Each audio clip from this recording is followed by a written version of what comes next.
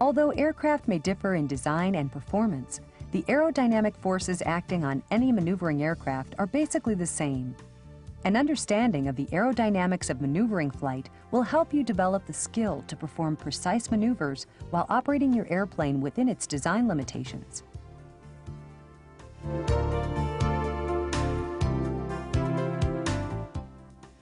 In straight and level unaccelerated flight, the forces acting on your airplane are in equilibrium. In a stabilized climb, the forces are also in equilibrium. However, the relationship between these forces is changed. When pitch is increased and the flight path is inclined, the force of weight is divided into two components. One component of weight opposes lift 90 degrees to the flight path, and another component acts in the same direction as drag, opposing thrust. Thrust also is divided into separate components, one which acts parallel to the flight path and the other which acts perpendicular to the flight path. The total thrust required is greater in a climb than in straight and level flight. Unless thrust is increased through an addition of power, airspeed will decrease as the pitch attitude increases. To maintain the airspeed, the transition from level flight to a climb normally requires a change in both pitch and power. Once pitch attitude is established and power is properly set, the airspeed and rate of climb will stabilize.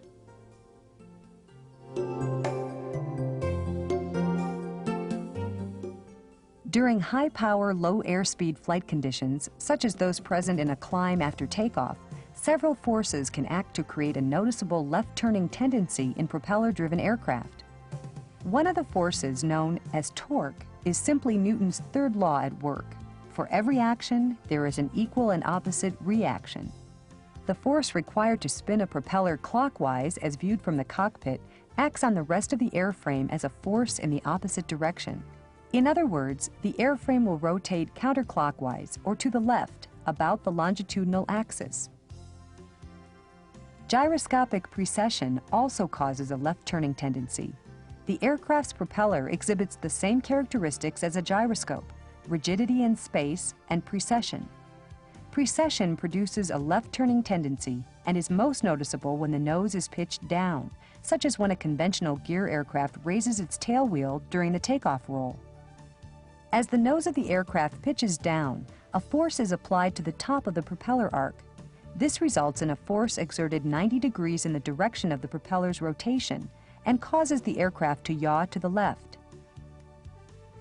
Another left-turning tendency, known as asymmetrical thrust, or P factor, is most pronounced when the engine is operating at a high power setting and the airplane is flown at a high angle of attack. When the propeller's plane of rotation is perpendicular to the relative wind, the ascending and descending propeller blades have equal angles of attack and produce equal amounts of thrust. As the airplane pitches to a high angle of attack, the descending blade of the propeller has a higher angle of attack than the ascending blade. The result is that more thrust is produced by the descending blade on the right side of the airplane, causing a turn to the left. Spiraling slipstream, which also produces a left-turning tendency, is the result of the airflow behind the propeller moving rearward in a corkscrew motion around the fuselage. Since the propeller is rotating clockwise, the slipstream pushes the vertical stabilizer to the right, causing the nose of the airplane to yaw left.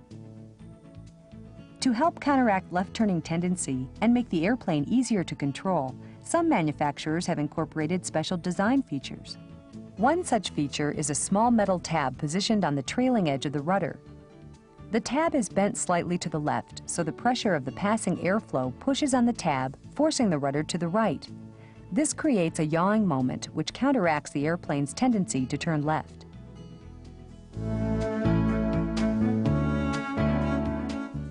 In stabilized descending flight, like a stabilized climb, the aerodynamic forces acting on the airplane are in equilibrium. However, during a descent, one component of weight acts perpendicular to the flight path, opposing lift, while the other acts forward along the flight path, adding to thrust and opposing drag. If the power setting is unchanged, airspeed increases as the nose is lowered in a descent, and a corresponding increase in parasite drag works to balance the force of weight. When airspeed stabilizes, aerodynamic forces are again in equilibrium.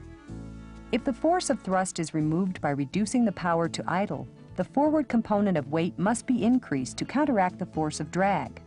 In order to maintain the same airspeed, the nose must be lowered even further. In a gliding descent, the best glide angle and the best glide distance result from flying the airplane at an angle of attack which provides the least amount of total drag for the corresponding lift. This angle of attack is referred to as the maximum lift-to-drag ratio, or LD max. The aircraft's best glide speed normally is achieved at the angle of attack corresponding to LD max. The best glide speed is published in the pilot's operating handbook. For example, the best glide speed for this airplane at 2,600 pounds is 75 knots with the propeller windmilling, flaps and gear up in calm wind conditions. Glide ratio represents the distance an airplane will travel forward without power in relation to altitude loss. For example, a glide ratio of 10:1 means an airplane will travel approximately 10,000 feet of horizontal distance for every 1,000 feet of altitude lost in a descent. The angle between the flight path and the horizon is called the glide angle. As drag increases, so does glide angle. For example, in a glide when the landing gear is lowered, there is a corresponding increase in drag. To maintain the same airspeed, this increase in drag is counteracted by lowering the nose of the airplane, thus increasing the glide angle, which results in a reduced glide distance. Although the weight of the airplane doesn't affect glide ratio, it does affect the airspeed that must be flown to attain the best glide distance. Since a heavier airplane will sink faster, a higher airspeed must be maintained to support the greater weight and yield the same glide distance as a lighter airplane.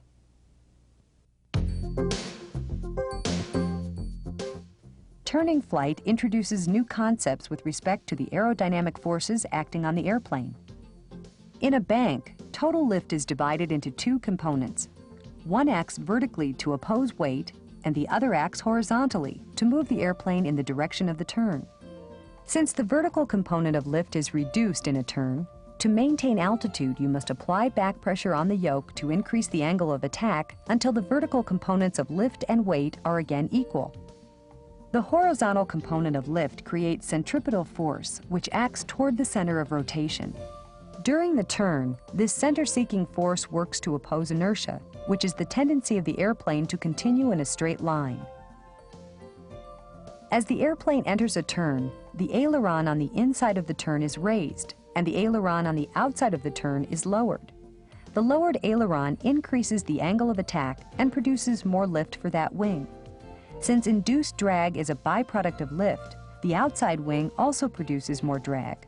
This increase in drag causes a yawing tendency toward the outside of the turn known as adverse yaw. When you enter a turn, you should depress the rudder in the same direction of the turn to help compensate for adverse yaw. Once you are established in the turn, you may neutralize the ailerons to prevent further roll. Since the cause of adverse yaw is removed, rudder pressure also can be relaxed. When you roll out of the turn, you should apply coordinated aileron and rudder pressure in the opposite direction of the turn to return to a wings level attitude. During a turn, the outside wing travels faster than the inside wing and creates more lift, which may cause the airplane to continue rolling beyond the desired bank angle. You can correct this overbanking tendency by applying a small amount of aileron in the opposite direction of the turn. Two terms which are used to define the performance of an airplane in turning flight are rate of turn and radius of turn. Rate of turn is the amount of time for an airplane to turn a specified number of degrees. Every aircraft will turn at the same rate when flown at the same airspeed and angle of bank. If airspeed is increased and the angle of bank remains the same, the rate of turn will decrease. Conversely, a constant airspeed with an increased angle of bank will result in a faster rate of turn. The radius of turn, or the distance an aircraft must be flown to complete a turn, is also dependent on airspeed and angle of bank. For example, when airspeed is increased and the angle of bank remains the same, the radius of turn increases. However, if the airspeed remains the same and angle of bank is increased, the radius of turn is smaller.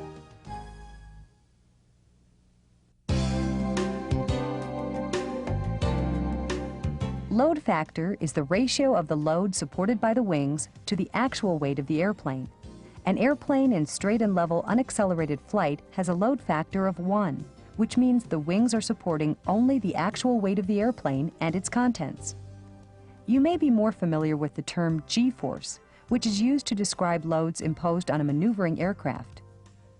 You can relate G-force to the feeling you get while riding a roller coaster.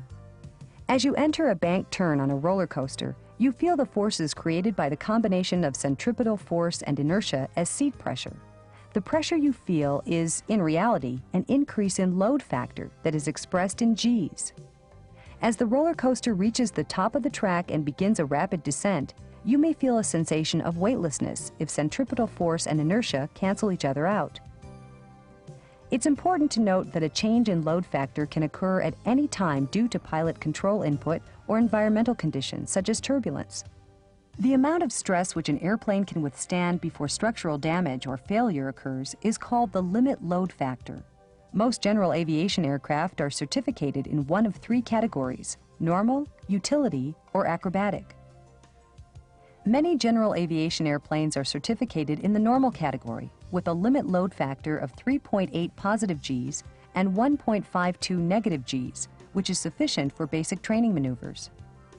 Airplanes which are certificated in the utility category have a limit load factor of 4.4 positive Gs and 1.76 negative Gs. Acrobatic airplanes are even less restricted, with a limit load factor of 6 positive Gs and 3 negative Gs.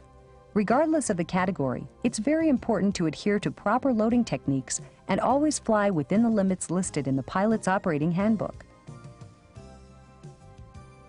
Another way to avoid possible damage to your airplane by excess loads is to observe the design maneuvering airspeed, or VA. Related to stall speed, this is the maximum speed at which you can use full or abrupt control movements without overstressing the airframe. VA is normally not marked on the airspeed indicator since it varies with total weight.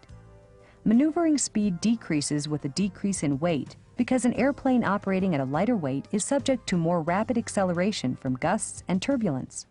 If G loading increases while operating below maneuvering speed, your airplane will stall before the limit load factor is exceeded, thus avoiding potential damage to the airplane. Understanding the forces acting on your airplane will improve your ability to perform more complex maneuvers with greater accuracy and safety as you progress through your flight training.